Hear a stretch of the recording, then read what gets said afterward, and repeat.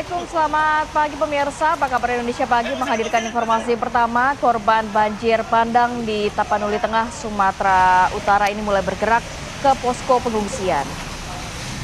Ya, mereka datang dari desa yang berada di pegunungan di Kecamatan Tuka karena takut terjadi banjir bandang susulan. Selain itu, logistik mereka juga sudah habis sehingga bergerak ke pusat kota Pandan menuju posko pengungsian. Para korban banjir bandang berjalan kaki sejauh kurang lebih 5 hingga 6 km dengan melintasi lumpur setebal hampir 1 meter di ruas jalan. Sementara di lokasi posko pengungsian, ribuan warga sudah memadatinya. Tugas di posko pengungsian juga mulai kewalahan menangani para pengungsi. Dari data, baru ada 7 korban tewas yang ditemukan akibat banjir bandang di wilayah Kecamatan Tuka.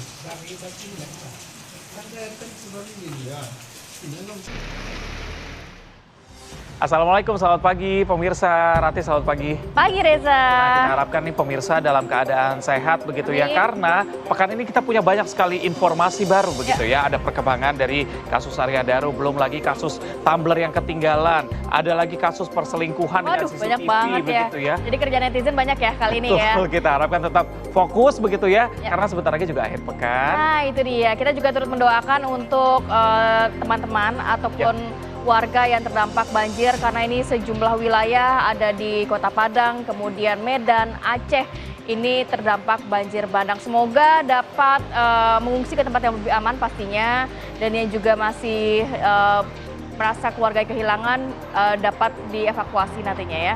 Tapi kita hadirkan dulu informasi yang lain pemirsa. Ini banjir bandang, ini menerjang ibu kota Kabupaten Tapanuli Tengah.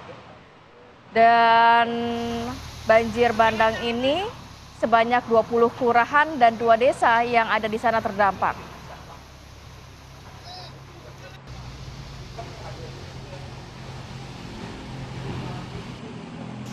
Ya, ini pemirsa ada beberapa desa yang terdampak di sana sebagai pusat pemerintahan Kabupaten Tapanuli Tengah yang terendam banjir hingga lebih dari 1 meter. Tim penyelamat juga telah mengevakuasi ribuan warga dari lokasi banjir ke tempat yang dianggap masih aman. Ratusan warga lainnya dievakuasi ke gedung olahraga Pandan, sebagian lainnya mengungsi ke rumah saudara dan juga kerabat. Tapi kalau lihat banjirnya tinggi banget ya. Dan ada di beberapa wilayah bahkan material yang dibawa banjir bandang ini tuh juga kayu besar. Iya, kami harapkan juga warga. bagi warga yang terdampak ini harap pergi ke tempat yang lebih aman, begitu ya, ke tempat pengungsian, demi keselamatan Anda dan juga keluarga.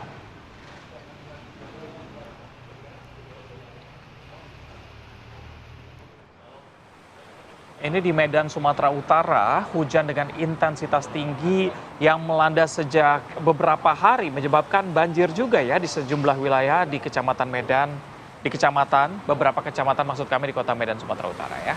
Jadi akses jalan hingga permukiman rumah warga ini terdampak banjir pemirsa, yang akhirnya membuat aktivitas masyarakat di Kota Medan ini terhambat. Diketahui sebanyak 21 kecamatan di Kota Medan ini terdampak banjir. Sebanyak 6 tim pencarian dan juga pertolongan kelas A Medan tersebar di beberapa wilayah Kota Medan. Ini telah dikerahkan untuk mengevakuasi warga yang masih terjebak banjir. Belum ada data secara resmi dari tim SAR maupun BPBD Kota Medan terkait bencana banjir yang merendam sejumlah wilayah Kota Medan.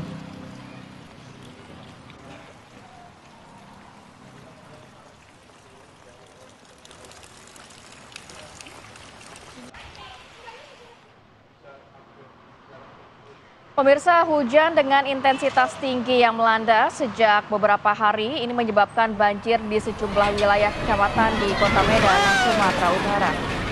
Tak hanya di Medan ya, ini termasuk juga terjadi di Padang, Sumatera Barat. Ada jembatan penghubung 2 kecamatan yang memang hancur dihantam banjir dari aliran 3 anak sungai. Anda saksikan ini merupakan detik-detik jembatan hancur antara 2 kelurahan. Jembatan ini satu-satunya penghubung 2 kecamatan yang ada di sana. Banjir bandang membawa material kayu berukuran besar menghantam kaki jembatan. Warga pun berhamburan menghindari lokasi karena robohnya jembatan tersebut diiringi dengan bunyi yang cukup keras. Banjir akibat cuaca ekstrim di Padang ini datang bertubi-tubi, ada belasan titik yang mengalami banjir. Lokasi terparah ada di Kelurahan Lubuk, Minturun, dan di Kecamatan Koto Tegah.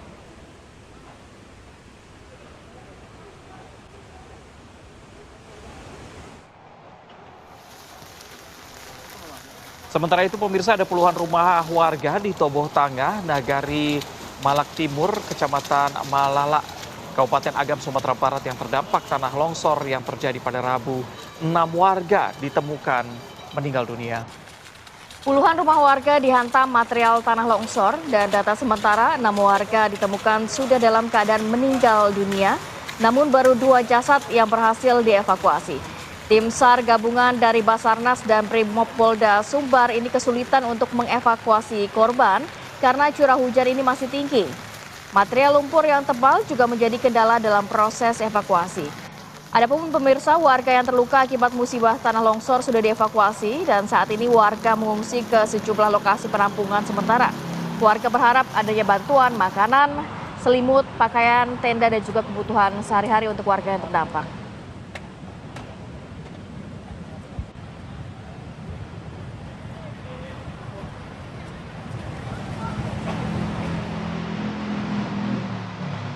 Kita bergeser ke informasi selanjutnya. Ini viral di media sosial. Ada puluhan pedagang di Pasar Ujung Berung, Kota Bandung berhasil menangkap seorang wanita parubaya yang diduga menjadi pengedar uang palsu. Sebelumnya para pedagang pasar ini curiga dan berusaha menangkap wanita tersebut, namun selalu gagal. Nah, yang Anda saksikan nih video warga ya, yang merekam dan juga viral, akhirnya menunjukkan ada puluhan pedagang di pasar di Ujung Berung, Kota Bandung, Jawa Barat yang berhasil mengamankan wanita parubaya yang juga menjadi pengedar uang palsu. Ini ternyata nggak cuma sekali, sudah beberapa kali melakukan aksinya di sana. Jadi para pedagang juga berkerumun ya menginterogasi wanita tersebut yang akhirnya setelah digeledah ditemukan uang palsu pecahan Rp50.000 ada 18 lembar. Sebelumnya para pedagang juga sudah curiga nih karena uang yang digunakan berbeda dengan uang asli. Para pedagang berupaya untuk menangkap pelaku namun selalu lolos. Usai diinterogasi, wanita tersebut langsung diarahkan ke kepolisian, tepatnya di Polsek Ujung Berung untuk diperiksa. Para pedagang juga berharap polisi bisa segera mengusut tuntas agar tidak terjadi hal yang sama di kemudian hari. Jadi nggak cuma pengedarnya saja, ini sumbernya dari mana, Iya, siapa yang mencetak, produksinya di mana, ini juga harus dikembangkan. Disebarkan ya. di mana, ya kan? Biasanya kalau uang palsu ini masyarakat berhati-hatinya pas lagi Idul Fitri, ya kan? Ternyata nggak Idul Fitri juga ada modus-modus seperti ini. Betul, tapi agak sedikit berkurang mungkin karena orang lebih banyak menggunakan transaksi elektronik zaman sekarang ya. Tapi ternyata modusnya masih ada. Kita bergeser kabar berikutnya pemirsa, ini ada tawuran 2 kelompok pelajar yang kembali terjadi di Bekasi, Jawa Barat. Jadi para pelajar ini terlibat bentrok tepatnya di Kabupaten Bekasi. Aksi saling serang 2 kelompok pelajar SMK terjadi di Jalan Villa Mutiara Gading, Kelurahan Kapelan, Bapelan, Kabupaten Bekasi, Jawa Barat. 2 kelompok pelajar ini menggunakan besi yang dibentuk menyerupai samurai untuk menyerang lawannya. Pasca tawuran, 16 pelajar dari 2 sekolah menengah kejuruan swasta di kota dan juga Kabupaten Bekasi ini diamankan oleh Polsek Bapelan. Dari lokasi kejadian, petugas mengamankan 2 bilah besi ini berukuran panjang, sebuah telepon genggam dan 9 unit motor yang dikendarai pelajar saat tawuran. Masih aja ya coba cari kegiatan yang positif, bela diri, tinju gitu ya. Iya, padahal Muay Thai. terkenalnya tuh ABCD. Apa tuh? Anak Bekasi Cinta Damai. Aduh, kamu anak Bekasi, saya lupa. Tapi ternyata, aduh jangan sampai dicontoh sama anak Bekasi. Jangan, contoh saja Kakak Reza yang sejauh ini kegiatannya positif sekali ya. Oke, sejumlah informasi sudah kita hadirkan untuk membuka rangkaian pagi hari ini. Kita juga akan ajak pemirsa untuk memantau. Mungkin Anda melintasi daerah Simpang Kuningan, Jakarta. Bagaimana kondisinya? Pagi hari ini sudah ada Brigadir Sarah. Selamat pagi, silakan.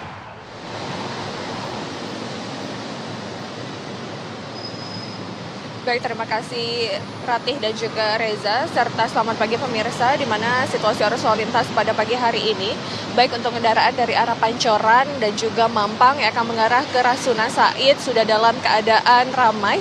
Peningkatan volume kendaraan sudah terlihat pada kawasan ini, juga untuk kendaraan dari arah Pancoran yang akan lurus mengarah ke Semanggi, ataupun dari arah Mampang yang akan berbelok mengarah ke Semanggi juga sudah dalam keadaan ramai pada pagi hari ini. Kami menghimbau bagi Anda yang akan melintasi kawasan ini untuk berhati-hati dengan menjaga kecepatan kendaraan Anda terhadap banyaknya area perkantoran untuk mengantisipasi terhadap kendaraan yang keluar masuk area perkantoran tersebut. Situasi arus lalu lintas juga terlihat dari arah Semanggi akan mengarah ke Mampang ataupun juga Ragunan pada pagi hari ini juga sudah dalam keadaan ramai.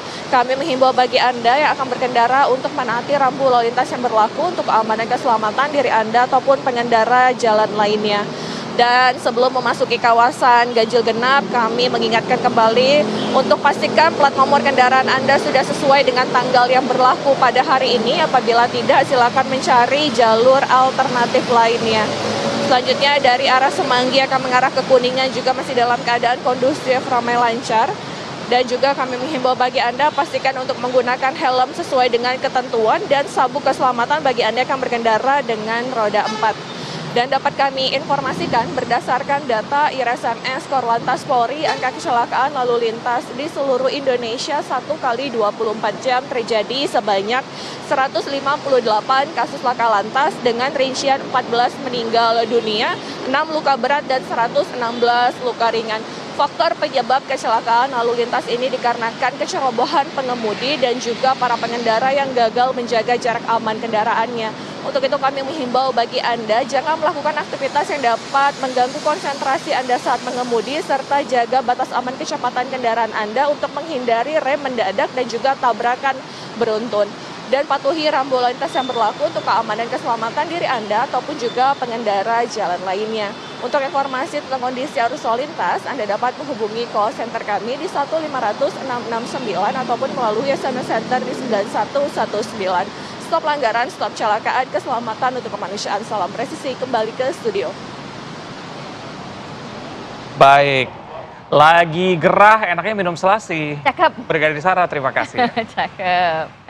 Ya, pemirsa, kita akan ajak Anda untuk jeda sejenak. Usai jeda kami masih punya informasi, diantaranya ada Menko PMK, BNPB, Basarnas, BMKG bersama dengan kementerian terkait ini menggelar rapat koordinasi untuk membahas percepatan penanganan banjir dan tanah longsor yang terjadi di Aceh, Sibolga, dan Tapanuli. Apa saja pembahasannya? Kami hadirkan usai jeda. Tetap bersama.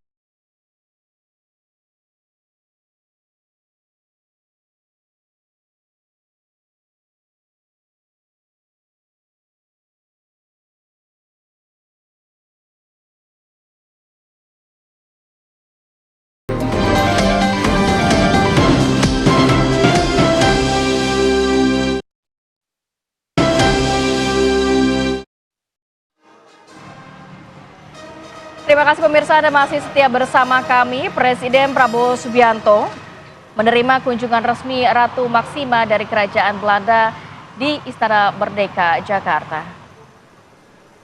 Jadi kunjungan Ratu Maksima ke Indonesia ini sebagai penasihat khusus Sekjen PBB untuk kesehatan keuangan.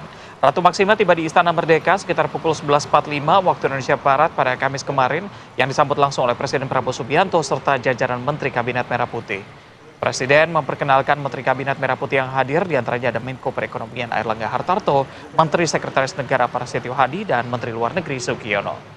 Kedatangan Ratu Maksima ke istana ini untuk melaporkan sejumlah temuannya di bidang kesehatan keuangan seusai mengunjungi beberapa pabrik dan UMKM, serta melakoni pertemuan dengan Lembaga Keuangan Indonesia.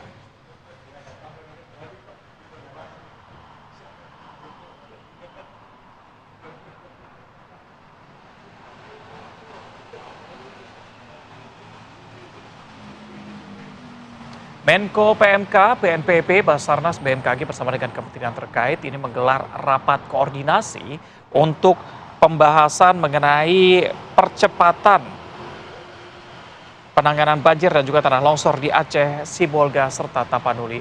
Menko PMK menyampaikan dampak siklon tropis tak hanya menyebabkan korban jiwa dan juga kerusakan infrastruktur, tapi juga terputusnya akses vital di sejumlah titik. Menko PMK menegaskan bahwa bencana dipicu siklon tropis Senyar yang membawa hujan ekstrim dan juga angin kencang. Dampaknya meliputi banjir, longsor, kerusakan infrastruktur hingga putusnya jalur transportasi. Sementara itu, Wakil Menteri Pekerjaan Umum Diana Kusumatuti melaporkan kerusakan berat di sejumlah wilayah termasuk 4 jembatan terputus di wilayah Aceh dan puluhan titik longsor di Sibolga dan juga Tapanuli. Kementerian PU tengah berupaya menjangkau dan juga mengerahkan alat berat ke titik bencana untuk mengevakuasi para korban. Sedangkan Kepala Basarnas ini menegaskan tim Basarnas masih terus melakukan operasi pencarian dan pertolongan yang berlangsung di Aceh, Sumatera Utara hingga Sumatera Barat. Basarnas mengerahkan tim dan juga peralatan dari kantor SAR yang tidak terdampak untuk memperkuat evakuasi. Rapat koordinasi ini akan bekerja secara all out dalam penanganan darurat banjir yang terjadi di sejumlah wilayah di Indonesia.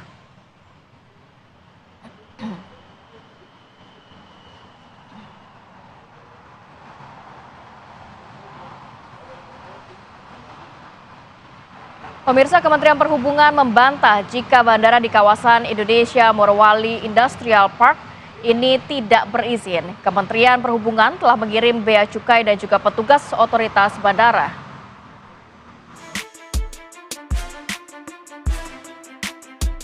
Keberadaan bandara diduga tak berizin di kawasan Indonesia Morowali Industrial Park dibantah oleh Kementerian Perhubungan. Wakil Menteri Perhubungan Suntana menyatakan, Kementerian Perhubungan sudah menempatkan personel di Bandara PT IMIP Morowali, Sulawesi Tengah. Kemenhub membantah bahwa bandara di kawasan pusat industri nikel itu ilegal.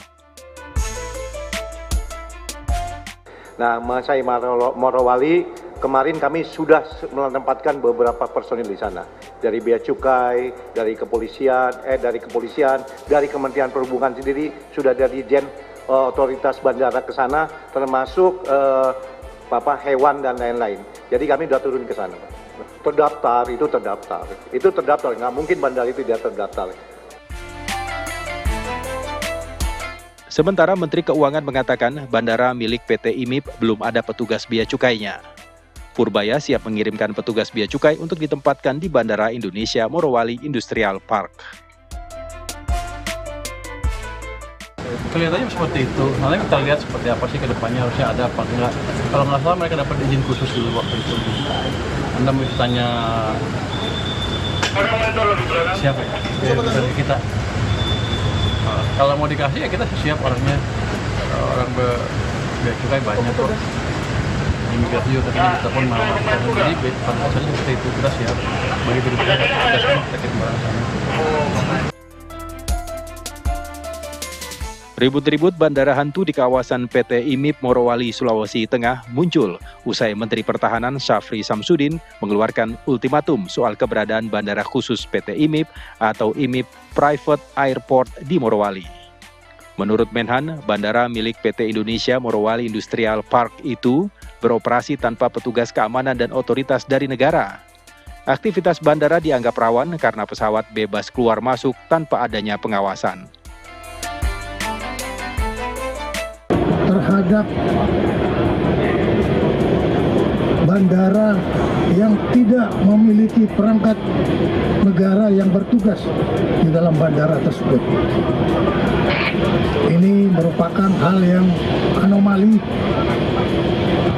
di dalam negara Kesatuan Republik Indonesia yang kita harus menegakkan regulasi, tapi ternyata masih terdapat celah-celah yang merupakan kerawanan terhadap kedaulatan ekonomi, bahkan juga bisa berpengaruh kepada stabilitas nasional.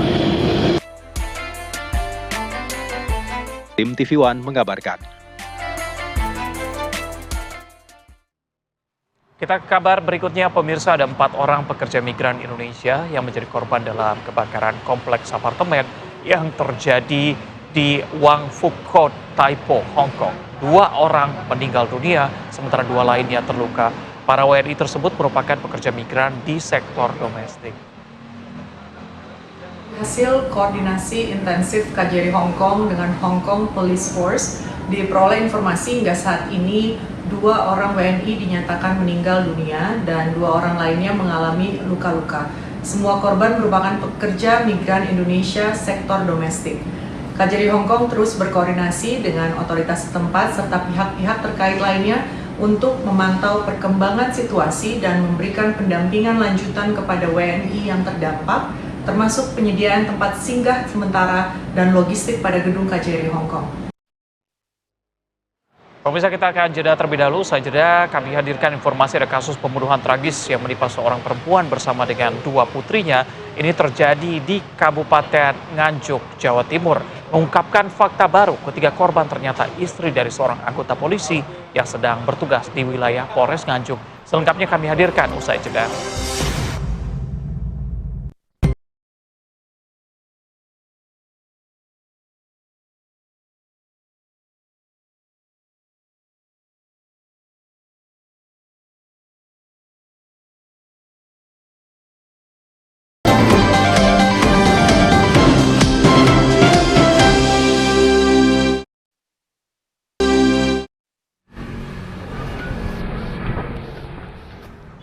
Pelaku pemerasan dengan kekerasan dibekuk Satreskrim Polres Wonosobo saat tengah berada di dalam sebuah minimarket.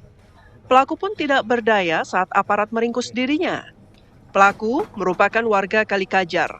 Ia memeras seorang remaja perempuan dengan modus menawarkan pekerjaan melalui media sosial. Menurut polisi, peristiwa pemerasan dengan kekerasan bermula saat korban mengunggah dirinya tengah mencari kerja di grup Facebook Loker Magelang. Tidak lama kemudian, akun bernama Linda menawarkan pekerjaan dan meminta nomor kontak korban. Mereka kemudian membuat janji untuk bertemu. Pelaku menjemput korban bersama saksi dengan mobil di wilayah Magelang. Saat tiba di Secang, Magelang, pelaku menodongkan pisau ke arah saksi sambil mengucapkan ancaman. Pelaku juga meminta uang sejumlah Rp500.000 dan handphone milik korban. Korban seorang perempuan berinisial K, berusia 16 tahun, menerima tawaran pekerjaan melalui grup Facebook Loker Magelang. Korban dijemput oleh pelaku menggunakan mobil Daihatsu Luxio warna silver di wilayah Magelang. Di dalam perjalanan, pelaku mulai melakukan tekanan dan menodongkan pisau sambil mengucapkan ancaman. Pelaku dijerat pasal pemerasan dengan ancaman kekerasan dan terancam hukuman maksimal 9 tahun penjara. Polisi mengimbau masyarakat agar lebih waspada terhadap tawaran pekerjaan melalui media sosial. Dari Wonosobo, Jawa Tengah, Ronaldo Bramantio, TV One mengabarkan. Pemirsa, petugas rutan kelas 1 Bandung berhasil menggagalkan penyelundupan narkoba jenis sabu dan juga ekstasi. Ini oleh seorang wanita muda yang disimpan di dalam kemaluannya. Barang bukti yang ditemukan berupa 11,5 gram sabu dan 5 butir ekstasi. Dari pemeriksaan awal, petugas menemukan ada 3 paket sabu yang tersembunyi dalam barang bawaan pelaku. Namun setelah digeledah lebih menyeluruh, petugas mendapati ada 1 paket sabu dan juga 5 butir ekstasi yang disembunyikan di bagian kemaluan pelaku. Tidak hanya itu, turut diamankan ada 2 alat hisap pong yang digunakan untuk mengkonsumsi narkotika. Secara keseluruhan, barang bukti yang disita 11,5 gram sabu, 5 butir ekstasi, dan 2 alat hisap. Kasus ini kembali menjadi bukti bahwa penyelundupan narkoba dalam rutan semakin berani dan memanfaatkan berbagai cara ekstrim untuk menghindari pemeriksaan.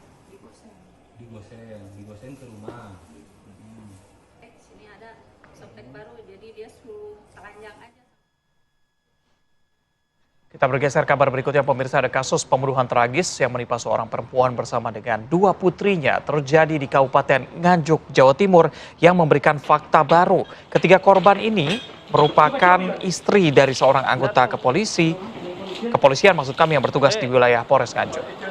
Peristiwa mengenaskan terjadi pada November lalu. Kedua korban, sang istri berinisial EN dan putri pertamanya EJ dibunuh lalu dibakar. Jasadnya ditemukan dalam kamar kos di Jalan Mungin Sidi, Kelurahan Payaman, Kabupaten Nganjuk dengan penuh luka tusuk dan juga luka bakar. Sedangkan putri bungsunya juga menjadi korban keji yang dilakukan pelaku. Ia mengalami luka tusuk senjata tajam dan kini dalam perawatan intensif di rumah sakit. Menurut keterangan dari saksi, saat melakukan aksi keji ini pelaku sempat marah dan juga mengancam sambil membawa senjata tajam. Sementara Kasih Humas Polres Nganjuk membenarkan ketiga korban pembunuhan tersebut adalah merupakan istri dan anak anggota Polres Nganjuk. Saat ini polisi masih mendalami motif pelaku dan telah mengamankan barang bukti berupa pisau dan juga sejumlah barang bukti lainnya.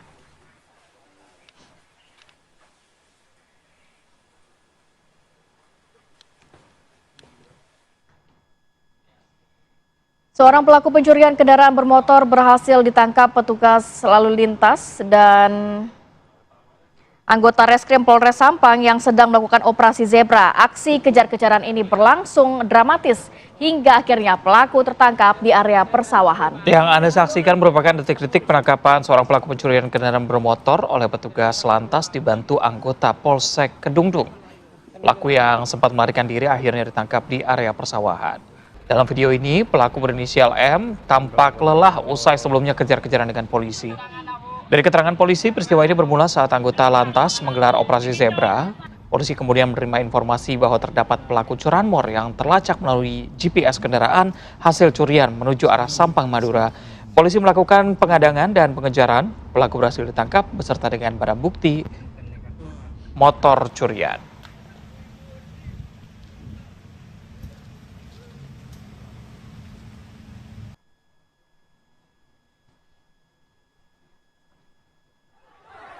Yang berikutnya juga mengenai motor curian, namun gagal nih. Ada dua pelaku pencurian kendaraan bermotor yang gagal beraksi.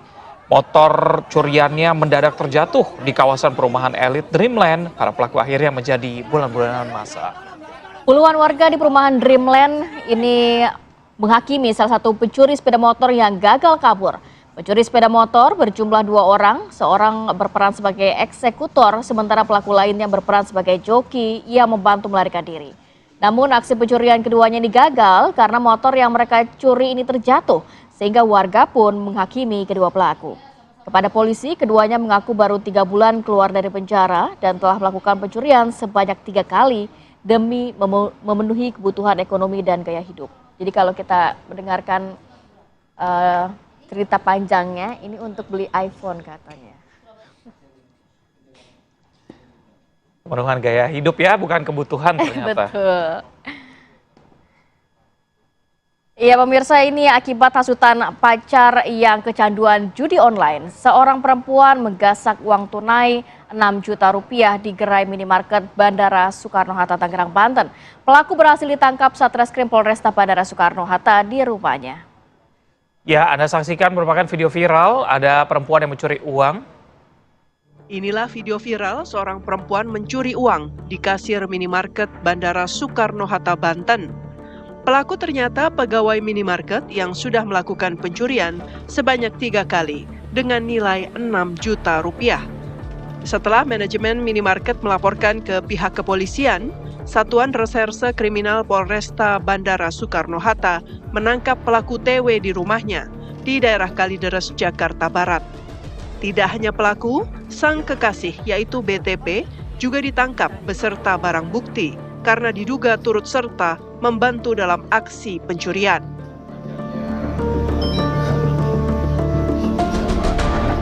Dari hasil pendalaman polisi, kedua pelaku menggunakan uang hasil curiannya untuk berfoya-foya.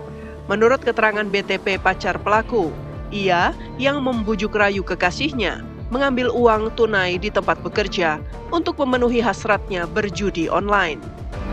Digunakan untuk apa? Saya gunakan judi online, Pak. Berapa kali melakukan pencurian itu? 3 kali, Pak. Semua yang diambil berapa? 6.076.000, Pak. Selain untuk judul, digunakan untuk apa lagi uang tersebut? Saya untuk makan berdua, Pak. Makan apa nih? Jalan-jalan sambil makan gitu? Iya, baik, Pak. Terus untuk saat ini uang tersebut masih ada atau sudah habis? Sudah habis, Pak.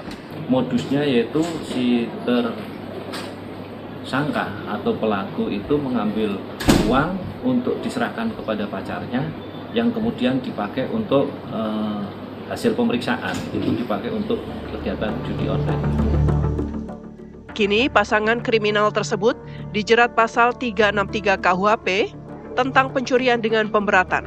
Ancaman pidana maksimal 7 tahun penjara. Dari Tangerang, Banten, Rusdi Muslim, TV One mengabarkan.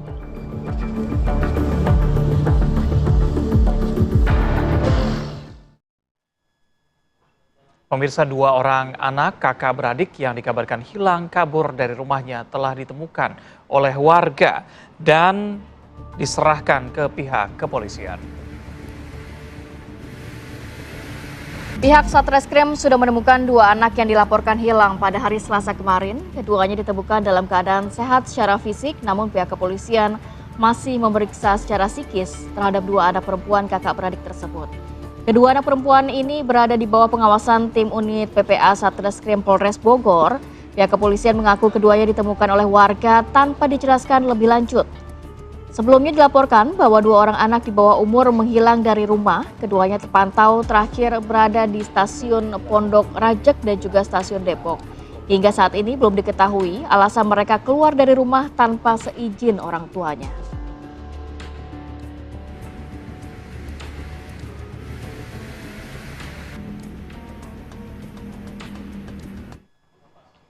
Kita harus jeda dulu, nanti kita hadirkan informasi dan juga perbincangan. Keluarga diplomat Arya Daru Pangayunan belum puas dengan kesimpulan yang diambil pihak kepolisian. Selengkapnya sesaat lagi, tetap bersama kami.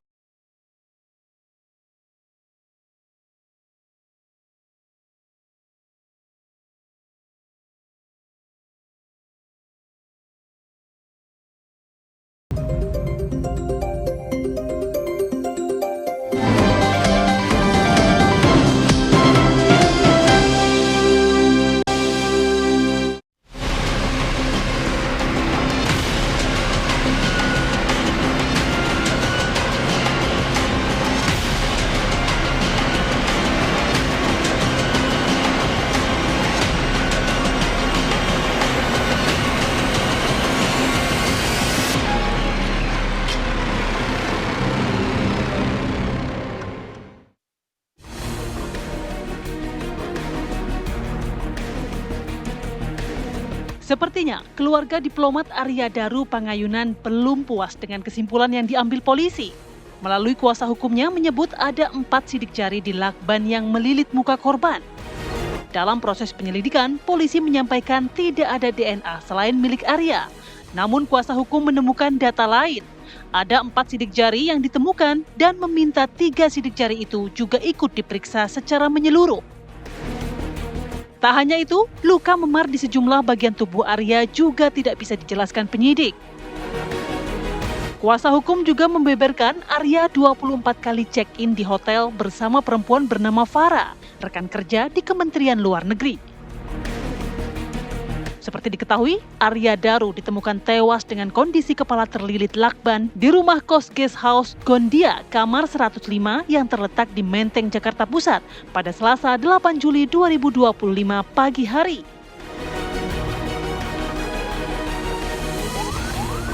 Dalam penyelidikan, polisi memastikan Arya meninggal dunia bukan karena pembunuhan atau tindak pidana, namun karena mati lemas dan tidak ada peristiwa pidana. Tim TV One mengabarkan.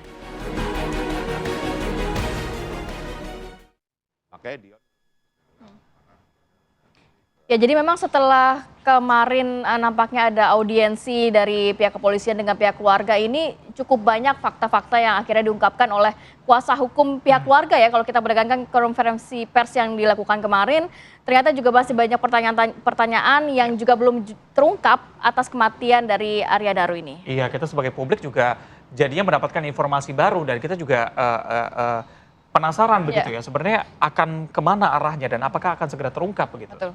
Dan hari ini juga kita sudah bergabung dengan narasumber yang hadir di studio.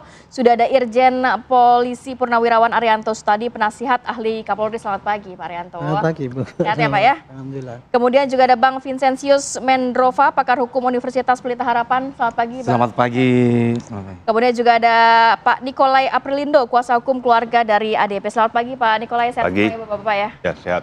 Baik, saya langsung ke Pak Nikolai. Jadi setelah kemarin melakukan pertemuan audiensi begitu ya, ada beberapa fakta yang akhirnya diungkapkan kepada kami publik begitu ya. Salah satunya adalah mengenai check-in yang sudah dilakukan lebih dari 24 kali antara ADP dengan V dalam kurang lebih 1 tahun begitu ya.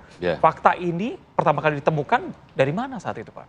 Jadi ketika kami diundang untuk beraudiens sesuai dengan permohonan kami kepada Kapolda, Sekyu di Reskrim kami itu permohonan kami kira-kira hampir 3 bulan yang lalu lah, 2 bulan 3 bulan yang lalu baru terrealisasi kemarin. Di situ pihak penyelidik memaparkan, kami minta untuk dipaparkan secara terbuka karena keluarga juga sudah sampaikan kami apapun yang terjadi buka saja, terbuka. Mereka siap menerima. Bagi mereka tidak mau ada yang ditutup-tutupi. Dan kemudian masuklah kami minta untuk beberapa penjelasan masalah lakban, masalah sidik jari, kemudian baru dari penyelidik masuk pada masalah hubungan. Jadi berdasarkan CCTV, Farah dan Dion serta almarhum ada di GI waktu itu kan. Nah, kami sampaikan bahwa itu bukan hanya di GI, sebelumnya mereka juga makan siang di pos blok. Betul. Pukul 12. Nah, pada saat makan siang itu chatting antara almarhum dengan istrinya bahwa sedang membicarakan untuk proses penyerahan anak dengan Kemensos. Nah, setelah itu baru pukul 5, pukul 17 mereka ke GI. Ke GI pun almarhum sendiri. Pengakuan almarhum pada istrinya. Kemudian situlah bertemu dengan Farah dan Dion dan situlah mereka bergabung. Sampai pada akhirnya terjadi kejadian ini. Oke, Bang, pertama kali ada fakta bahwa mereka pernah melakukan check-in di hotel, itu pertama kali ditemukan datanya dari mana, Bang? Jadi pada saat kami minta penjelasan masalah privacy, nah di situ ya akhirnya dibuka privasinya itu. Ternyata privasinya itu karena pernah melakukan check-in di hotel. Jadi kami tanya, apakah check-in itu untuk siapa? Dan untuk apa? Maksudnya pemesanan hotel itu untuk siapa? Iya, pemesanan hotel itu untuk siapa dan untuk apa? Nah itu jawabannya? Dari pihak penyelidik tidak menjawab untuk apa dan untuk siapa. Kemudian saya pertanyakan, adakah bukti bahwa almarhum bersama si wanita Farah ini menginap di situ? Jadi belum ada buktinya? Ya, jadi hanya ada rekaman pemesanan saja? Keterangan saksi. BAP saksi dari reception dan security. Di tempat yang sama, di hotel yang sama? Menurut penyelidik sih berbeda-beda. Nah, dari sisi keluarga mengenal nggak sosok wanita ini? Kalau sisi keluarga, sepertinya istrinya tidak begitu mengenal. Karena kan tapi mengetahui nama. Partner kerja ya, rekan kerja partner kerja, ya. Tempat yang sama ya? Betul. Nah inilah yang kami minta untuk diperdalam. Diperdalam apa tujuannya mereka untuk check-in. Tapi sudah didalami oleh pihak kepolisian? Belum, jadi saya kan sempat menanyakan. Si wanita ini? Saya sempat menanyakan si wanita ini apakah sudah pernah diperiksa. Penyelidik mengatakan sudah 2 kali di BAP. Apakah sudah diperdalam masalah check-in ini? Nah itu belum. Jadi saya kejar, saya bilang, karena kan publik taunya selama ini HP-nya Arya Daru tidak ditemukan kan. Jadi didapatkan dari mana data-data ini? Ternyata dari keterangan yang tadi Pak Nikolai sampaikan ya. Dari keterangan pihak hotel, keterangan dari saksi V ini. Ya, jadi bukan saya dapatkan loh. Ini dari penyelidik yang dapatkan. Dari pihak kepolisian. Ya, kami diberikan penjelasan masalah itu. Jadi jangan salah persepsi bahwa seolah-olah kami mendapatkan informasi itu. Tapi ini informasi dari penyelidik. Tapi kalau dari asumsi keluarga, ini arahnya kemana? Ya, sehingga saya bilang begini, kalau betul terjadi kejadian itu, pasti ada pihak yang merasa dirugikan. Siapa pihak yang merasa dirugikan? pihak yang berkepentingan atau marah dengan kejadian ini, atau yang mempunyai kepentingan lain dengan kejadian ini, periksa. Siapa?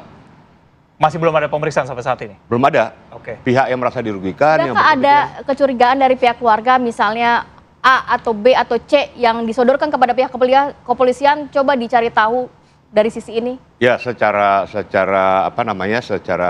internal kami sudah sampaikan, biarlah penyelidik yang mendalami itu. Ya, mendalami. Jadi kami tidak mau berasumsi siapa orangnya, tapi coba periksa si ini. Yang jelas kami minta supaya perdalam pemeriksaan terhadap Farah dan Dion. Oke. Ya kan, mereka pasti ketahui kejadian-kejadian itu. Iya. Karena mereka yang peristiwa pasti tahu. dengan ADP ya. Ya, perdalam itu. Kemudian penjaga kos Siswanto, perdalam. Apakah pernah ada yang berkunjung? Nah itu. Selain istrinya? Ya betul. Jadi perdalam itu. Termasuk dari audiensi kemarin didapatkan bahwa ada sidik jari di lakban ya? Ada, jadi ada 4 sidik jari, 1 yang bisa teridentifikasi, 3 tidak. Saya tanya, kenapa yang 3 tidak bisa? Katanya rusak, karena faktor cuaca. Jadi saya sampaikan, mana mungkin kalau rusak dalam tempus dan lokus yang sama oleh faktor cuaca, kenapa satu terbaca, yang lain tidak. Mungkin kehapus atau jawabannya begitu. Atau mungkin sampai kami diberikan contoh. Misalnya penyelidik pegang aqua kan. Kami pegang, sidik jari kami kan leket. Kami bisa hapus dengan ini sendiri. Katanya begitu. Nah, saya coba konfirmasi ke teman saya yang juga ahli sidik jari di salah satu negara. Apa hasilnya? Dia sampaikan bahwa sidik jari itu tidak akan terhapus kalau tidak pakai alat kimia.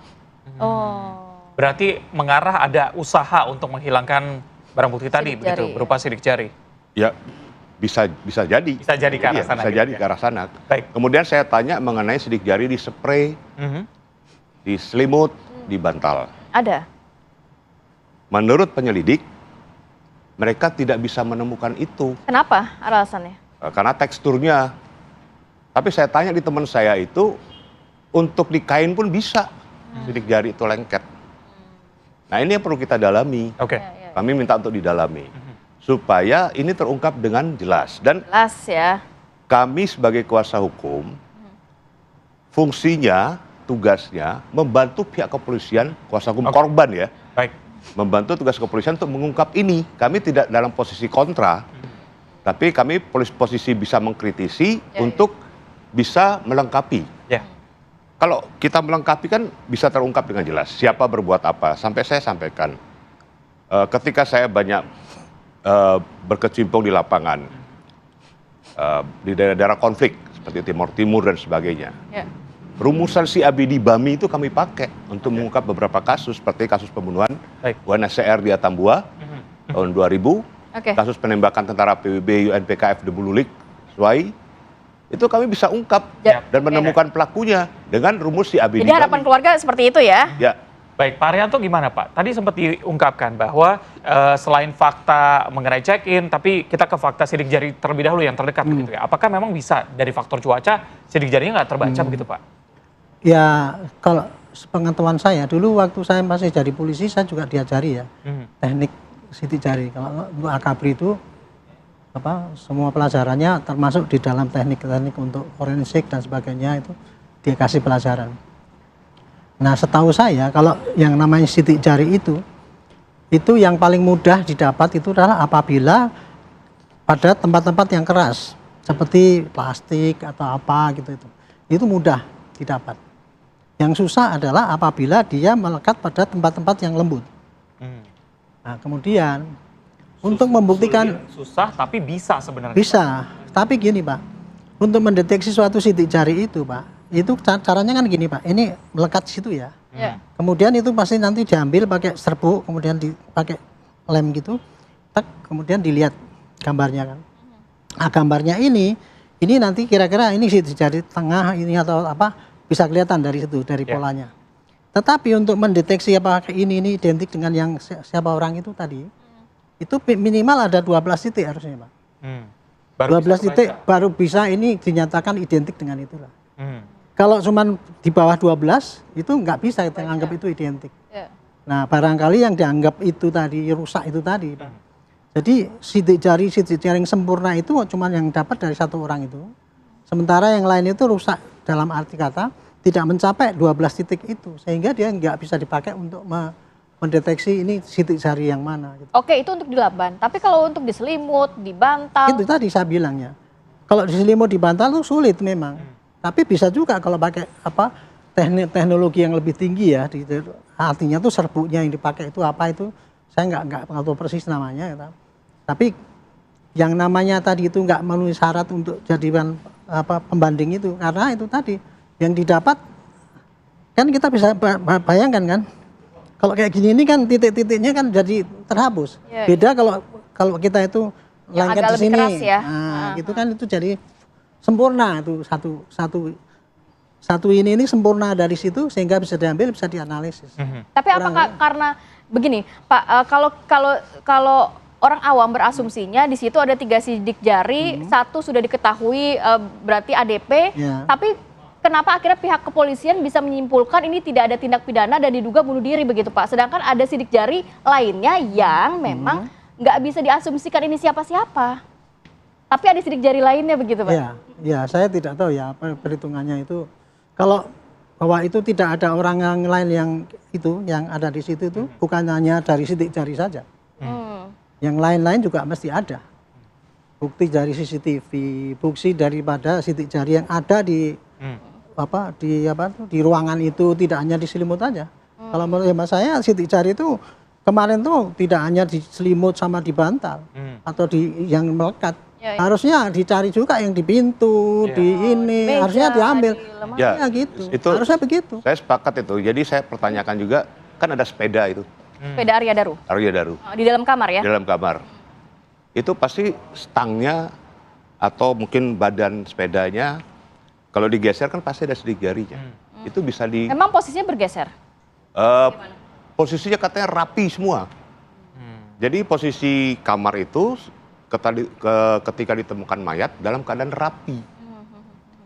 Mana mungkin jadi saya tanyakan juga ketika lakban terlilit atau dililit, posisi almarhum berdiri, duduk atau tidur.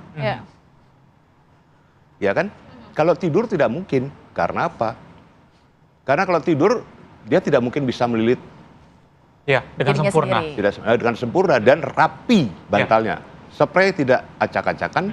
Selain itu selimut juga rapi ketika ditutup. Dan lakban sisa yang ada menggantung di sebelah kiri. Saya tanya, arah lilitan lakban menurut penyelidik dari mana awalnya? Nah, keterangan penyelidik adalah dari atas. Kalau sisa lakban di sebelah kiri gantung, berarti dia. Nah, apakah bisa kalau kita praktekkan? Ini kan agak susah. Nah, fakta-fakta. Cuman tidak diberitahu bahwa kalau arah lakban itu dari atas, dia mulai dari sebelah kiri atau sebelah kanan. Itu pertama. Yang kedua saya tanya, kenapa lakbannya digunting pada saat olah TKP pertama? Kan bisa ditemukan partikel-partikel, udara, nafas, dan sebagainya. Apakah almarhum di lakban masih hidup, atau setengah hidup, atau setengah mati, atau sudah mati? Baik. Poinnya kita sudah dapat. Bang Vincent, jadi seperti apa? Ini sudah ada fakta-fakta yang memang pihak keluarga yang diwakili kuasa hukum merasa ada kejanggalan di sana. Dengan ada fakta baru ini, apakah bisa segera terungkap? Ya, ini kan masih tahap penyelidikan ya. Tentu teman-teman penyelidik mencoba mencari alat bukti yang cukup untuk apakah kemudian ini bisa dinaikkan ke tahap penyidikan atau tidak ya. Untuk menemukan siapa pelakunya memang dalam proses penyelidikan itu bukan pekerjaan yang mudah. Kita tahu. Kita mengambil kesimpulan bahwa tidak ada keterlibatan orang lain itu terlalu cepat gak sih? Iya, tentu penyelidik sudah melakukan pemeriksaan, tetapi memang kasus-kasus tindak pidana yang rumit, terutama yang berkaitan dengan pembunuhan berencana. Tentu itu bukan sesuatu hal yang mudah untuk diungkap memang ya. Namanya kalau itu kemudian ada pembunuhan berencana, pelakunya itu pasti menghilangkan jejak-jejak ya, mempersiapkan, namanya berencana ya. Berencana sebisa mungkin tidak bisa terungkap siapa pelakunya. Nah, ini memang sesuatu yang tidak mudah untuk diungkap ya. Nah, tentu untuk sampai ke tahap seperti itu, nah informasi yang disampaikan oleh tadi keluarga atau kuasa hukum, kalau tadi disampaikan penyelidik juga sudah melakukan pemeriksaan-pemeriksaan, ya seharusnya harus lebih diperdalam ya, diperiksa apa hubungannya antara F atau dengan siapa gitu ya. Jadi sebisa mungkin diperiksa orang-orang paling dekat dengan si korban. Nah, tujuannya apa? Untuk mengetahui aktivitas korban ini sebelum meninggal dalam beberapa bulan, beberapa tahun ini seperti apa. Hubungannya dengan siapa dan bagaimana proses hubungan itu dan siapa-siapa yang terlibat di sana. Nah, kalau sampai pada tahap itu, apalagi tadi disampaikan ada CCTV sampai pada check-in seperti itu kan bisa menjadi alat bukti petunjuk ya. Nanti bisa dilihat persesuaiannya. Nah, harapannya ini diperdalam, tujuannya apa? Untuk mengungkap apakah betul ini meninggal akibat dari pihak lain, atau ini bagian dari pembunuhan berencana, atau memang ini inisiatif melakukan apa namanya sendiri gitu ya. Nah, tentu untuk mengungkap itu harus dengan mendalam dikumpulkan alat-alat bukti ya. Apakah itu dengan penguatan alat bukti saksi.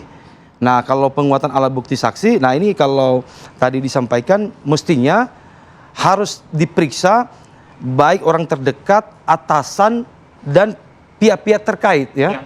Nah, ini untuk melihat seberapa apa namanya berkaitan antara kejadian di TKP ini dengan keterangan-keterangan saksi. Nah, Mas Vincent, apakah relevan check-in berkali-kali sedangkan di lokasi tidak ditemukan tindak pidana? Bagaimana menarik nih bukti yang disampaikan kepada pihak keluarga ada 24 kali, 25 kali check-in berkali-kali ini, bagaimana kita menghubungkan relevansi terhadap kasus ini untuk mengungkapnya begitu? Sedangkan di pihak kepolisian mengatakan tidak ada tindak pidana di lokasi. Ya, tentu memang ini menjadi salah satu alat bukti petunjuk ya, kalau nanti bisa dilihat persesuaiannya. Ya, alat bukti petunjuk ini kan tidak tunggal. Nanti dilihat dengan keterangan saksi, keterangan ahli gitu ya, ataupun ada bukti surat misalnya yang berkaitan. Nah, tapi bukan terkait dengan check-innya, tapi dengan aktivitas korban, dilihat petunjuk-petunjuk dengan siapa dia dekat selama ini, sehingga nanti ketemu apakah ada persesuaian dengan TKP di lapangan misalnya. Baik, termasuk juga barang bukti seperti telepon genggam yang sampai saat ini belum betul keluarga begitu ya. Nanti kita akan bahas lebih dalam, tapi kita akan jeda terlebih dahulu. Tetap bersama kami di Apa Kabar Indonesia Pagi.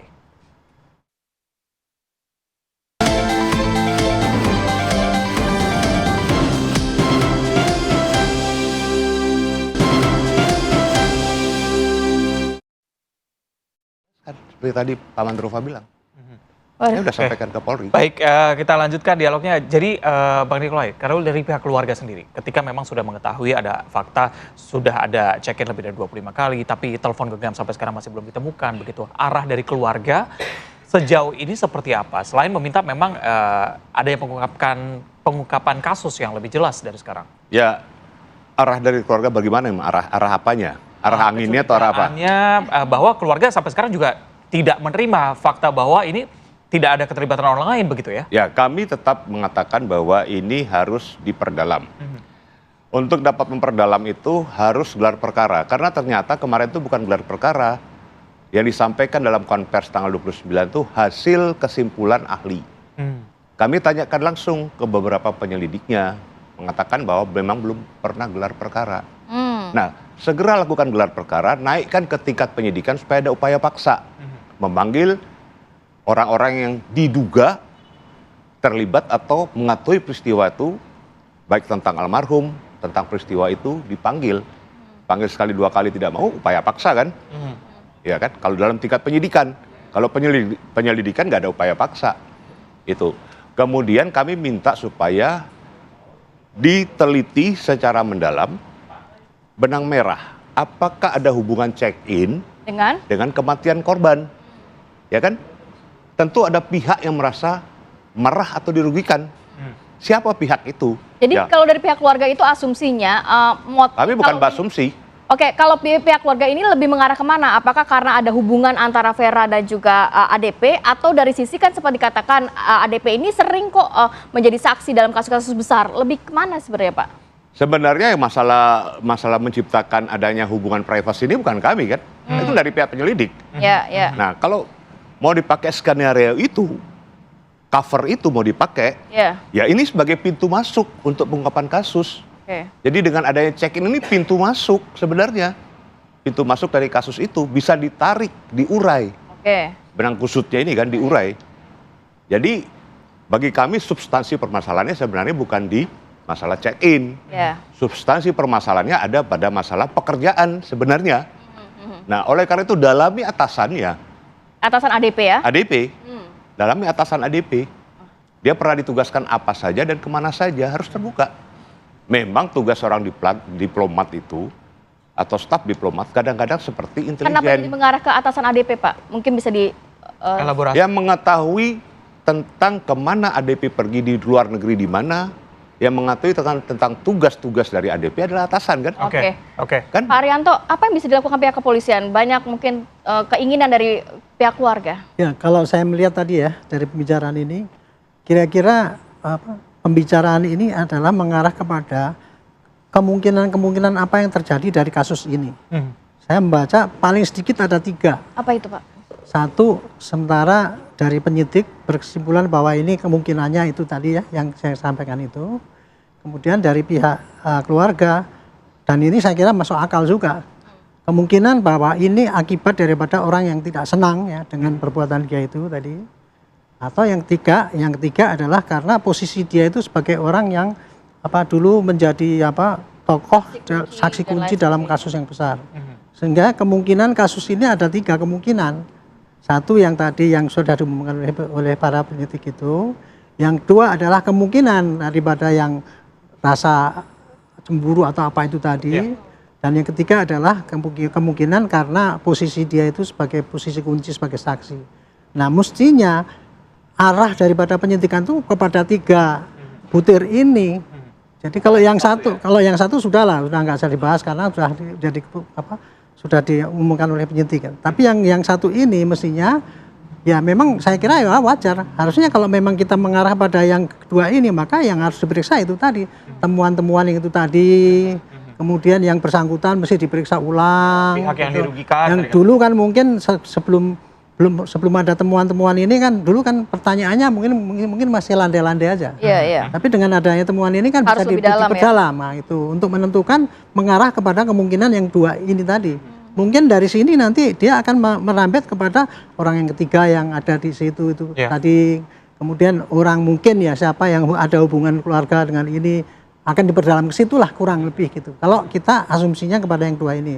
Nah, kalau untuk yang ketiga itu tadi seperti Bapak menyarankan itu tadi, atasannya itu tadi. Ini hanya kalau kita memungkinkan yang 3 ini, maka yang tahu persis kerawanan posisi dia itu kan pimpinannya kan.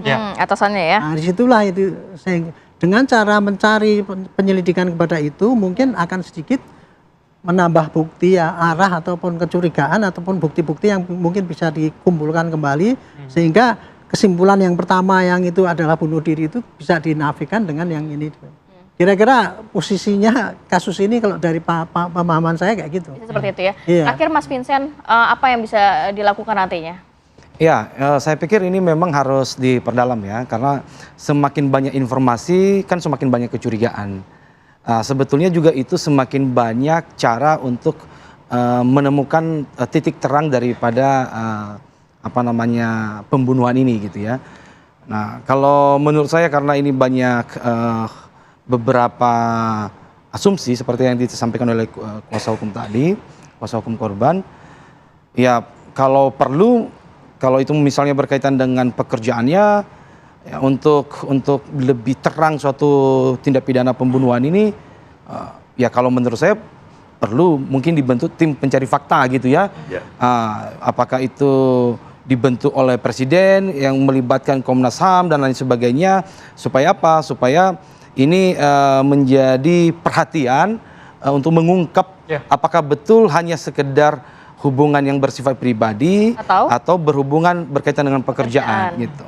Nah, tapi tentu teman-teman penyelidik kan sudah bekerja keras ya.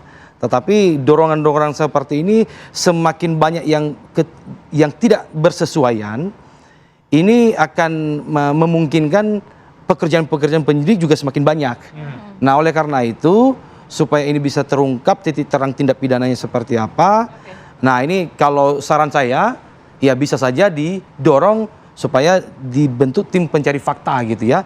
Supaya dalam target tertentu ini bisa terungkap apakah memang ada persesuaian soal check-in atau berkaitan dengan tugas-tugas penting yang dikerjakan oleh ya risiko. Bagaimanapun kan diplomat ini kan bukan pekerjaan yang tidak berisiko. Semua pekerjaan ada risikonya. Tapi pekerjaan seperti diplomat, apalagi tadi perlindungan WNI, dia juga sering diminta sebagai saksi-saksi kunci. Nah, kalau dalam teori kecurigaan ini kan bisa saja ini mengarah ke situ gitu. Nah, itulah kenapa kemudian diperkuat ya pemeriksaan saksi yang paling dekat dengan si korban selama dia bekerja dalam aktivitas pekerjaannya. Karena bisa jadi ini berhubungan misalnya bukan pekerjaan dalam 1 tahun, bisa yang 10 tahun yang lalu atau 5 tahun yang lalu gitu. Namanya orang kalau misalnya ada sesuatu hal yang apakah dirugikan, bisa jadi kejadiannya 10 tahun kemudian. Termasuk tadi dikatakan sebelumnya ya, pada saat di Jepang begitu ya, padahal kan tugas sebelumnya adalah Argentina. Betul. Ada kecurigaan pada saat di Jepang, tapi ya kita harapkan dengan adanya potongan-potongan puzzle baru ini bisa terungkap dengan jelas dari helikopter view begitu ya. Satu hal, Mas. Jadi beliau kan pernah tugas di Timor Leste. Kita tahu daerah Timor dan Nusa Tenggara itu daerah basis untuk perdagangan orang. TPPO ya. TPPO, penjualan orang kerja di luar negeri dan sebagainya. Ini basis. Mungkin Pak Arianto tahu itu bahwa basis NTT di Pulau Timor ini basis. Nah, inilah perdalam. Gitu kan? Nah, kemudian ada korelasinya nggak? Ada korelasinya. Jadi saya sepakat dengan Pak Arianto, ini sudah mengerucut sebenarnya. Kedua pokok ini. Seperti Pak Mandrova tadi sampaikan. Ini sebenarnya sudah mengerucut. Tinggal sekarang penyelidik gelar perkara naikkan ke penyidikan. Ternyata ada pihak-pihak yang bisa diminta keterangan juga di dalamnya secara paksa dalam kata kutip begitu ya. Iya. Statusnya sudah naik. Baik, terima kasih Bapak-bapak, kita harapkan memang segera terungkap dan juga titik terang dari kasus ini bisa segera terlihat ya. Baik pemirsa, kita harus jeda dulu sejenak, nanti kita hadirkan informasi banjir bandang kiriman menerjang ibu kota Kabupaten Tapanuli Tengah, Sumatera Utara. Sesaat lagi tetap bersama kami.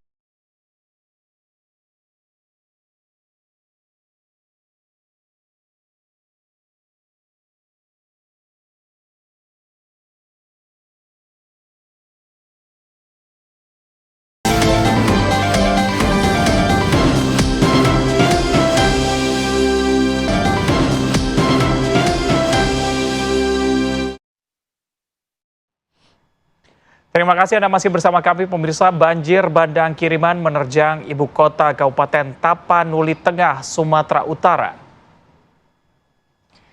Sebanyak 20 kelurahan dan 2 desa yang ada di Kecamatan Pandan sebagai pusat pemerintahan Kabupaten Tapanuli Tengah ini terendam banjir setinggi 1 meter. Tim penyelamat telah mengevakuasi ribuan warga dari lokasi banjir ke tempat yang lebih aman. Ratusan warga lainnya dievakuasi ke gedung olahraga Pandan dan sebagian mengungsi ke rumah kerabat.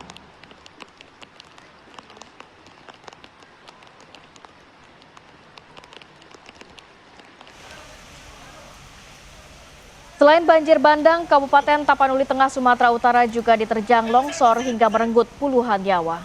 Longsor pertama terjadi di Jalan Lintas Sibolga di Desa Mardame, Kabupaten Tapanuli Tengah, Sumatera Utara. 4 orang tewas tertimbun longsoran tanah di dalam rumah. Keempat korban merupakan satu keluarga. Longsor juga terjadi di Kelurahan Sibuluan Indah, tepatnya di perumahan Indah Permai. Di lokasi tersebut puluhan rumah hancur diterjang longsor. 2 orang masih belum ditemukan. Di Kelurahan Kalangan Indah, Kecamatan Pandan, Kabupaten Tapanuli Tengah, 8 orang dikabarkan tertimbun longsor. Akses jalan lintas menuju kota Padang Sidimpuan dari Kabupaten Tapanuli Tengah masih terputus. Longsor juga terjadi di Kelurahan Hajoran, Kecamatan Pandan. 2 orang tewas dan telah berhasil dievakuasi.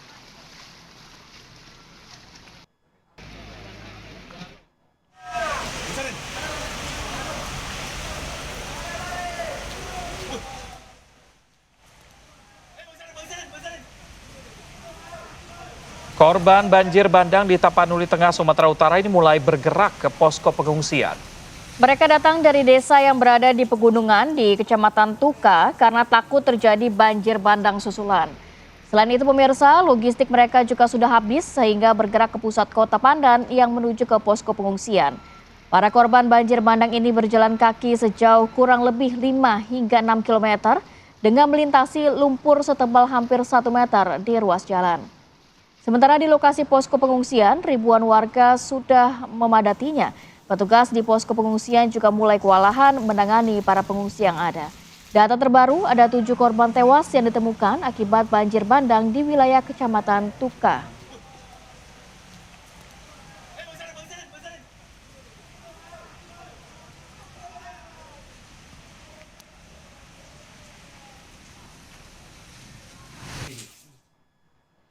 Sementara itu pemirsa, wilayah Medan, Sumatera Utara juga dikepung oleh banjir. Hujan deras yang mengguyur kota Medan selama 2 hari belakangan menyebabkan banjir terjadi di sejumlah wilayah di kota Medan. Bisa Anda lihat di video ini pemirsa, ada sejumlah rumah yang berada di sepanjang aliran Sungai Deli ikut terbawa arus banjir.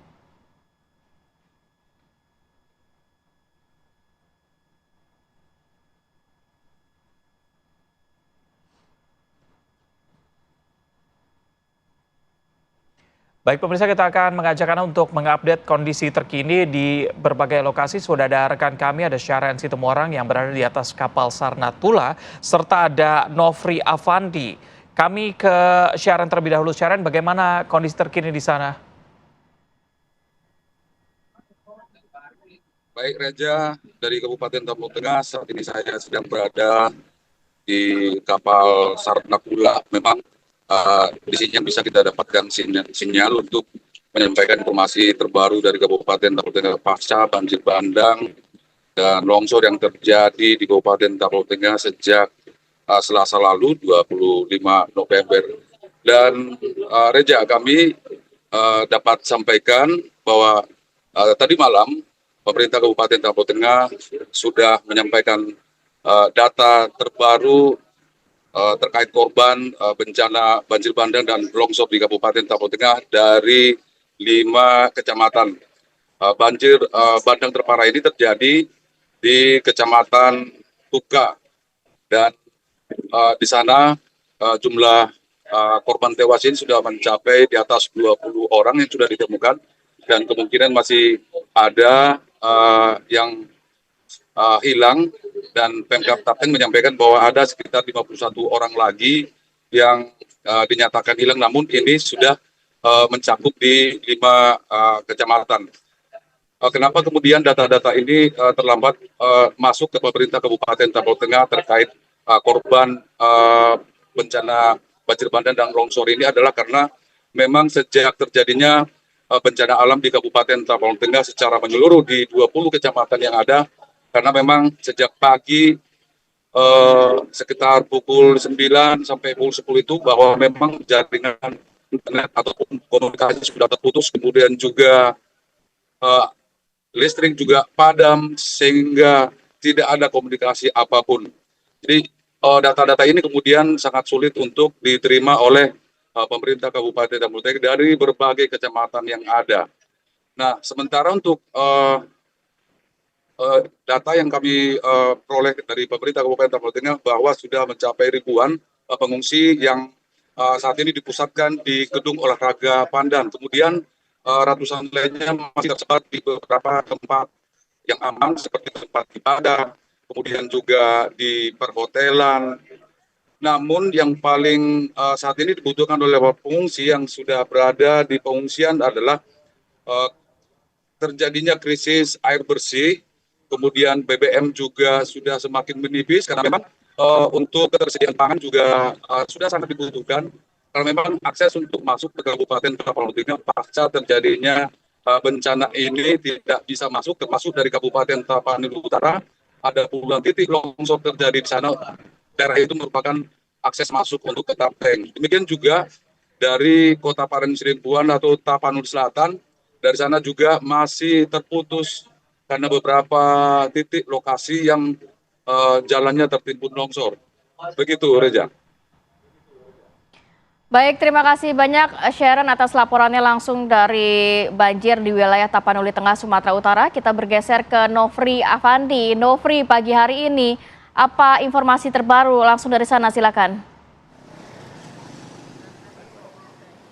Ya baik, Rati dan juga pemirsa, pagi hari ini saya sedang berada di Kota Padangsidempuan, Sumatera Utara. Ini merupakan lokasi yang cukup aman untuk dari gangguan listrik dan juga gangguan sinyal telekomunikasi. Nah, pada pagi hari ini nanti kami akan mencoba untuk menelusuri jalur masuk ke dua wilayah yang terdampak cukup parah dan terisolasi, yaitu Kabupaten Tapanuli Tengah dan Kota Sibolga.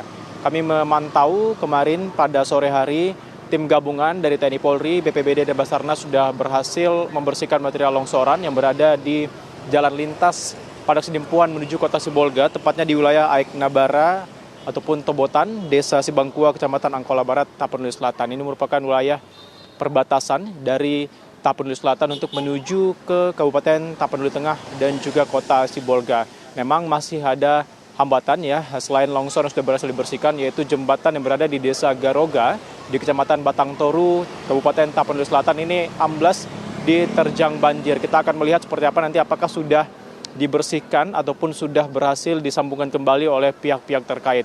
Nah, untuk data terakhir yang kami peroleh dari BPBD Sumatera Utara, ini saat ini di Kabupaten Tapanuli Tengah di beberapa lokasi mengalami kejadian banjir bandang dan tanah longsor, seperti banjir bandang di 7 lokasi di Kecamatan Pandan, Sarudik, Badiri, Kolang, Tuka, Lumut, dan Pinangsori. Tanah longsor terjadi di 6 lokasi di Kecamatan Badiri, Cibabangun, Lumut, Sarudik, Tapian Nauli, dan Kecamatan Tuka. Dari data terakhir memang kami mendapatkan informasi bahwa ada 4 orang meninggal dunia, tapi kami belum mengetahui apakah sudah ada data terbaru mengingat terganggunya saluran komunikasi dari Tapteng tentunya untuk menuju ke luar wilayah yang aman dari gangguan sinyal dan juga gangguan listrik. Dan untuk wilayah Kota Sibolga, pemirsa, ini juga wilayah yang terisolasi.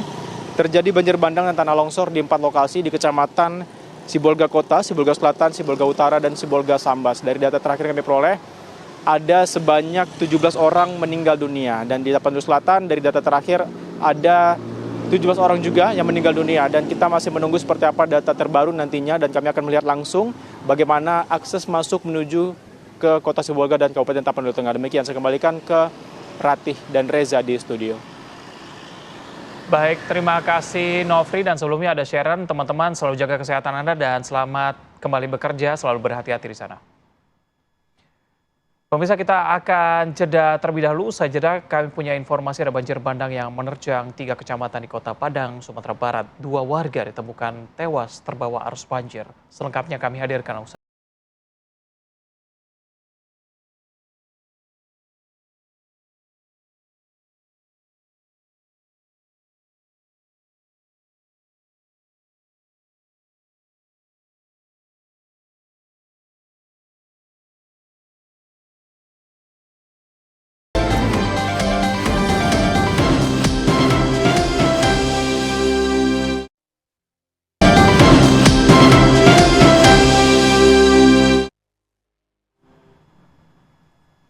Terima kasih pemirsa, Anda masih setia bersama kami. Banjir bandang menerjang 3 kecamatan di Kota Padang, Sumatera Barat.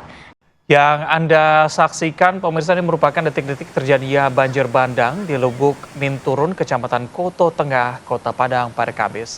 Banjir menerjang permukiman warga dan menghanyutkan sejumlah kendaraan warga. 2 orang ditemukan tewas akibat hanyut terbawa arus. Sementara ribuan kepala keluarga dari lokasi terus dievakuasi oleh tim SAR gabungan. Data dari sementara ini ada 3 kecamatan yang terdampak banjir bandang, diantaranya Kecamatan Koto Tengah, Kecamatan Nangalo, dan juga Kecamatan Pau.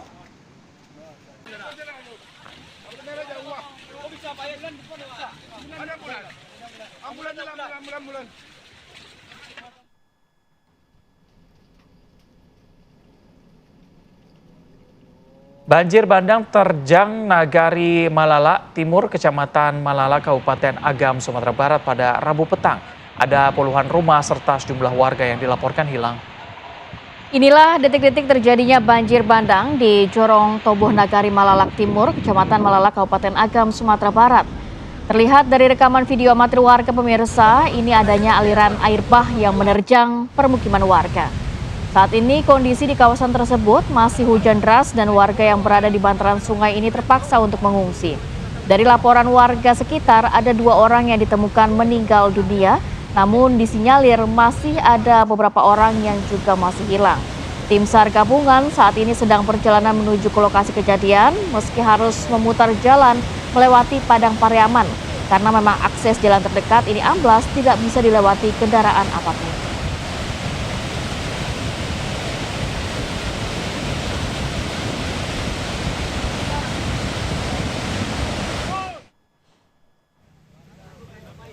Pemirsa, banjir bandang di Jalan Lintas Padang Bukit Tinggi, kawasan Silayang bawah Jembatan Kembar Kota Padang. Beginilah kondisi jalan lintas Sumatera di kawasan Silayang di Kota Padang Panjang. Banjir bandang yang melanda kawasan tersebut mengakibatkan akses jalan nasional Padang Bukit Tinggi putus total. Banjir juga menghantam permukiman warga yang mengakibatkan ada 7 warga ditemukan meninggal dunia, sedangkan puluhan korban luka dilarikan ke rumah sakit terdekat. Diduga warga Padang Panjang, sudah 6 orang di Puskesmas Kalitanam.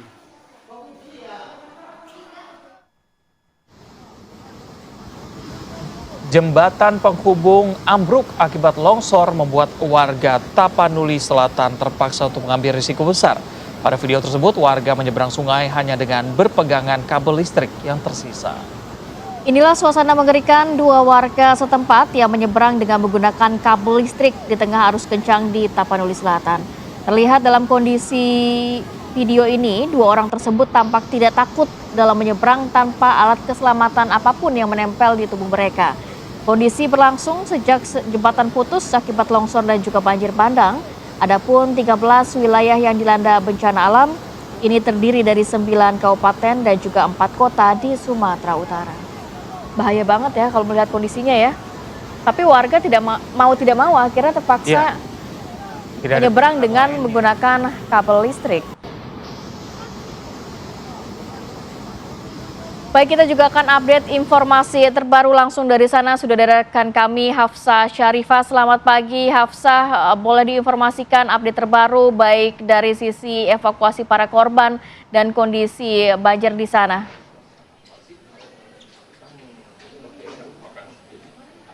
Ya, selamat pagi Reza, Rati, dan pemirsa TV One. Betul sekali bahwa pada hari ini memang sejak kemarin dari pemerintah Provinsi Sumatera Barat telah menetapkan status tanggap darurat. Terhitung 14 hari ke depan, ini dimulai dari 25 November kemarin hingga 8 Desember mendatang. Hal tersebut dikarenakan memang sebanyak 13 titik kota dan kabupaten serta 28 nagari ini terjebak dengan peristiwa banjir dan juga longsor. Dan rencananya Rati, Reza, dan juga pemirsa, pada pagi hari ini Sumatera Barat akan menerima bantuan dari Presiden Republik Indonesia, Presiden Prabowo Subianto bersama dengan kementerian dan juga lembaga lainnya di lapangan udara Sultan Syahrir Kota Padang. Dan untuk mengetahui detailnya, ini kami sudah bersama dengan Sekretaris Utama BNPB Bapak Rustian. Selamat pagi Bapak. Selamat pagi. Ya, Bapak, ini boleh diceritakan kepada pemirsa TV One terkait bantuan yang akan dikirim pada pagi ini ke Sumatera Barat seperti apa Pak? Ya, bantuan ini sudah sudah terkumpul semua dan insya Allah dalam beberapa waktu ke depan ini bantuan akan sampai, dan kami karena bersama Pak Wagub dengan semua kepala daerah di 13 kabupaten kota sudah rapat koordinasi dan semua kebutuhan masyarakat sudah terhimpun, dan sekarang ini memang permasalahannya akses lewat darat. Tapi kita tidak menyerah begitu saja. Jadi yang penting ada bantuannya, TNI dan Polri mengawal langsung, dan itu tadi malam ya syukur alhamdulillah hambatan dengan terputusnya jalan ini bisa dilewatkan dengan personil TNI dan Polri yang ada di lapangan. Artinya nanti kalau bantuannya sudah datang begitu, ini akan langsung dibagikan kepada warga terdampak begitu Pak? Segera kita akan bagikan karena nanti juga setelah ini kami dengan Pak Wagub, dengan Forkompimda yang provinsi dan kabupaten kota akan rapat segera semua jenis dan jumlah yang kami terima itu segera didistribusikan. Jadi tadi juga ada arahan dari Pak Kepala BNPB kepada 3 provinsi ini, Sumatera Barat, Sumatera Utara, dan Aceh. Beliau pertama memastikan semua kebutuhan dasar masyarakat yang akibat banjir dan longsor ini harus terpenuhi. Jadi artinya ya ini sebagai patron kami di dalam melaksanakan penanganan darurat khususnya di Sumatera Barat. Itu. Yang kedua, memang sudah dilaksanakan operasi modifikasi cuaca dan kita akan menambah pesawat lagi sehingga nanti curah hujan bisa kita turunkan di daerah-daerah yang memang potensi untuk banjirnya kecil. Dan yang ketiga juga untuk akses darat ini kita BNPB juga akan mendatangkan pesawat heli untuk memobilisasi semua bantuan-bantuan yang ada ini sehingga nanti tidak terhambat di dalam pemberiannya kepada masyarakat kita yang membutuhkan. Oke, baik. Untuk Pak Wagub, mungkin sedikit boleh didetailkan juga terkait kondisi terkini di Sumatera Barat. Ini sudah ada berapa korban dan wilayah mana yang terdampak paling parah begitu Pak? Ya, memang kalau kita bicara wilayah, sekarang ini sudah hampir di 15 kabupaten kota yang terdampak. Ini update lagi, kemungkinan dapat informasi baru bisa bertambah 16.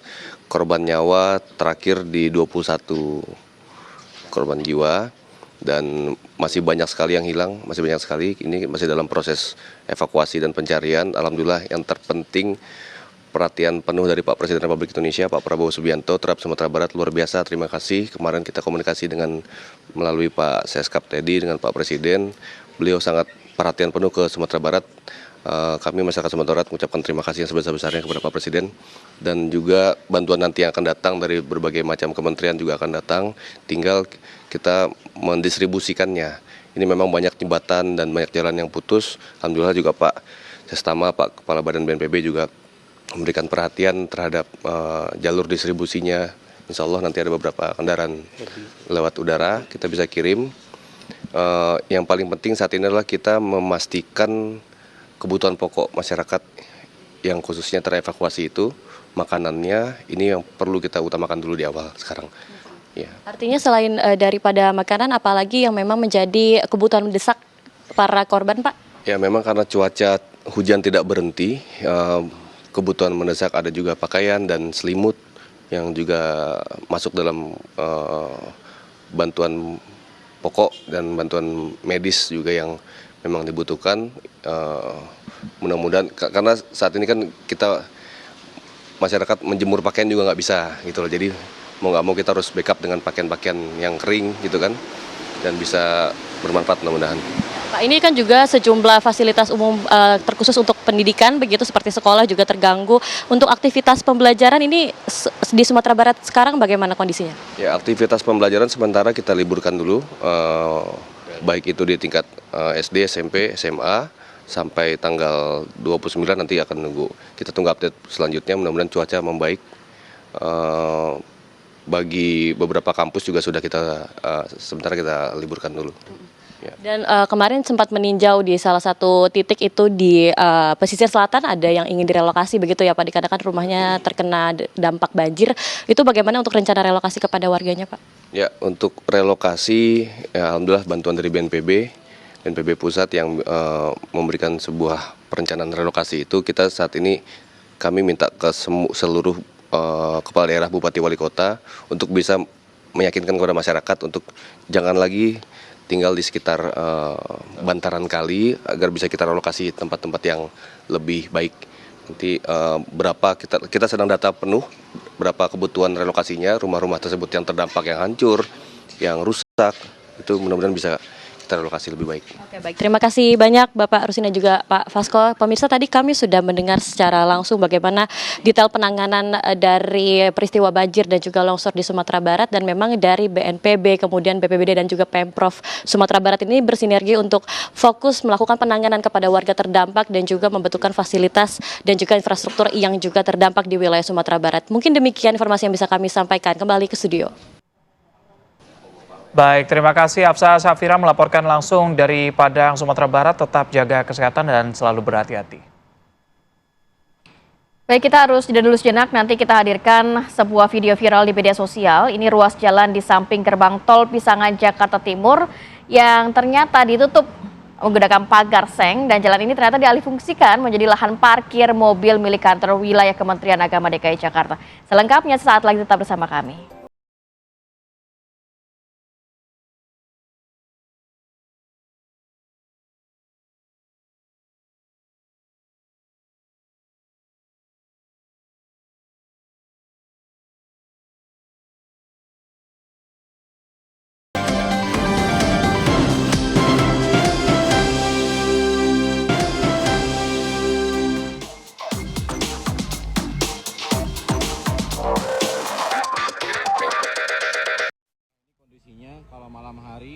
Pemirsa, ini ada video yang viral di media sosial. Ruas jalan di samping gerbang tol Pisangan Jakarta Timur ditutup menggunakan pagar seng. Jadi jalannya ternyata digunakan sebagai lahan parkir mobil milik kantor wilayah Kementerian Agama DKI Jakarta. Dalam rekaman video warga setempat, ini tampak jalan sepanjang kurang lebih 400 meter tertutup sepenuhnya dan area di balik pagar dipenuhi dengan kendaraan. Menurut keterangan warga, kondisi ini memang telah berlangsung bertahun-tahun bersamaan dengan selesainya proyek jalan tol Becakayu tahun 2018 silam. Sejak itu, jalan ditutup dan digunakan untuk parkiran kendaraan berplat merah dan juga mobil pribadi milik Kanwil Kemenak DKI Jakarta.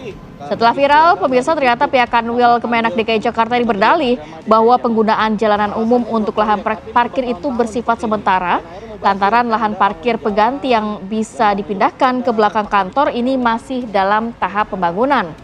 Warga ini berharap fasilitas umum dikembalikan sesuai dengan fungsinya sehingga tidak merugikan publik. Jadi 2018 sampai viral 2025 itu lama loh.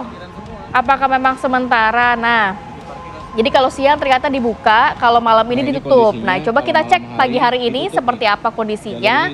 Apakah dibuka atau ditutup? Kita pantau, sudah ada rekan kami Margaret Novita. Selamat pagi Margaret, silakan informasinya.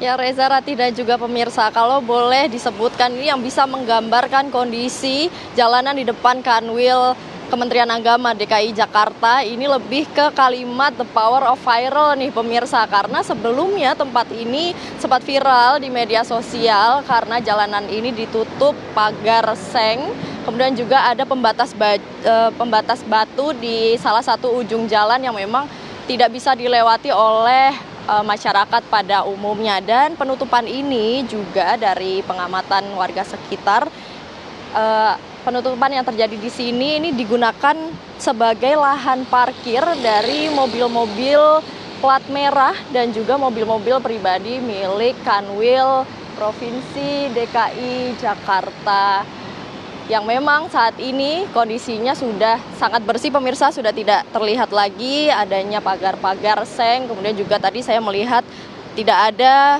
pembatas batu yang juga menutupi jalan. Pun memang dari penuturan warga di sekitar bahwa penutupan jalan ini sudah berlangsung bertahun-tahun seperti itu, dari sejak pembangunan tol Becakayu dan juga Asian Games di 2018 pemirsa. Lahan ini ataupun jalan ini sudah sempat ditutup oleh Kanwil Kementerian Agama Provinsi DKI Jakarta. Pun dari Kanwil Kementerian Agama Provinsi DKI Jakarta sendiri juga mengatakan bahwa pada mulanya jalanan ini, area ini adalah area parkir dari kantor wilayah Kementerian Agama. Namun ketika tol ini dibangun dan juga sedang dikerjakan, akhirnya area ini dialihkan fungsi untuk menjadi jalan dan juga untuk lahan parkir atau kantong parkir dari Kanwil Kementerian Agama ini dipindah ke belakang kantor yang memang kalau dilihat ini ya pemirsa, tadi kami juga lewat bahwa di belakang kantor Kanwil ini adalah ruko-ruko ataupun pertokoan seperti itu. Jadi memang butuh waktu untuk memindahkan kantong parkir di depan Kanwil Kementerian Agama ini menuju ke belakang. Pun memang dari penuturan petugas dari penuturan warga maksud kami, adanya penutupan jalan ini memang cukup meresahkan warga karena mereka ini tidak bisa bebas lalu lalang di depan Kanwil Kementerian Agama, dan juga jalur ini sebetulnya menghubungkan Kampung Melayu, Cempaka Putih, kemudian ke jalan arteri yang ada di belakang saya. Pun di belakang saya ini bisa dilihat ada gerbang tol Pisangan, dan kemudian di balik sana pemirsa juga ada gerbang tol Kebonanas yang mana ini memang jalanan ramai seperti itu. Dan pantauan kami dari tadi pagi ini pemirsa bahwa jalan ini sudah bersih, sudah bisa dilewati oleh masyarakat umum. Tadi kami melihat banyak sekali ada kendaraan seperti kendaraan roda 2, kendaraan roda 4, bahkan pedagang dan pejalan kaki yang sudah bisa melewati area ataupun jalan di depan Kanwil Kementerian Agama Provinsi DKI Jakarta. Kembali ke studio. Baik, seperti biasa kalau sudah viral semuanya sudah beres begitu ya. Bertambah lagi pekerjaan netizen ya untuk mengawasi supaya jalurnya bisa dilewati. Terima kasih Margaret, selamat kembali bertugas ya.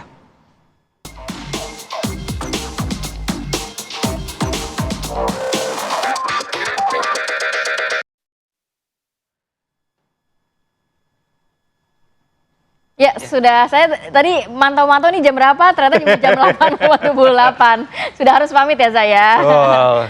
Dan akhir kata saya Kamarati Kusuma. Saya Reza Balua, terima kasih. Sampai jumpa.